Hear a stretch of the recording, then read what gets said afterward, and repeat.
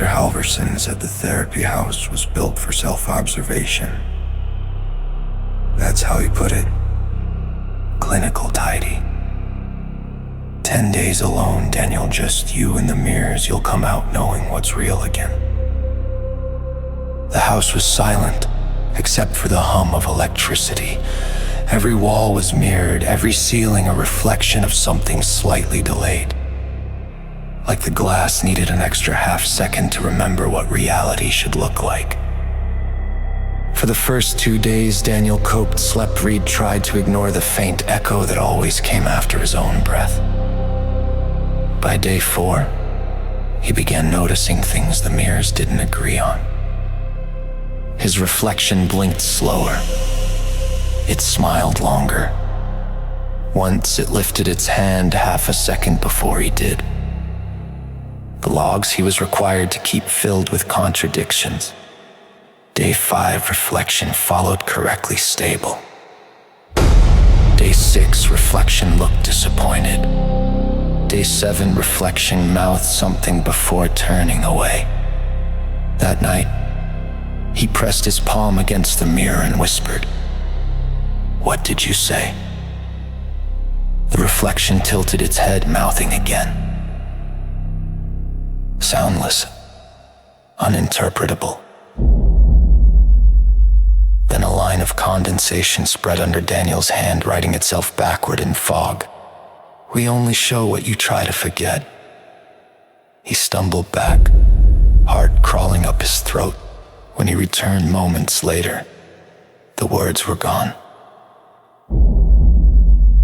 By morning, every mirror displayed tiny imperfections. Fingertip smears, handprints, faint breath marks that didn't match his own. He tried cleaning them, but new ones replaced them faster than he could wipe. Dr. Halverson called on the intercom. Voice calm, detached. "Daniel, it's going well. You're almost ready to see it." "See what?" Daniel shouted. "The part that's been waiting for you to notice." The mirrors began flickering, images alternating between him and another him.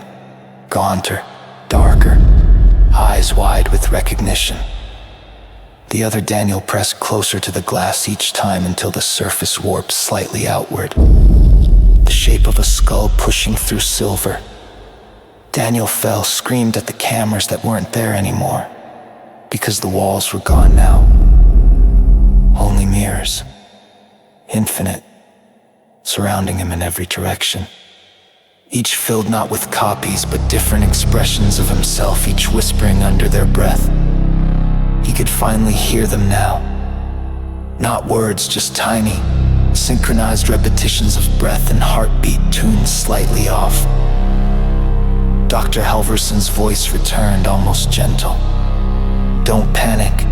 The reflections aren't separate, they're your unacknowledged versions. The house only holds up the mirror. You're the one filling it."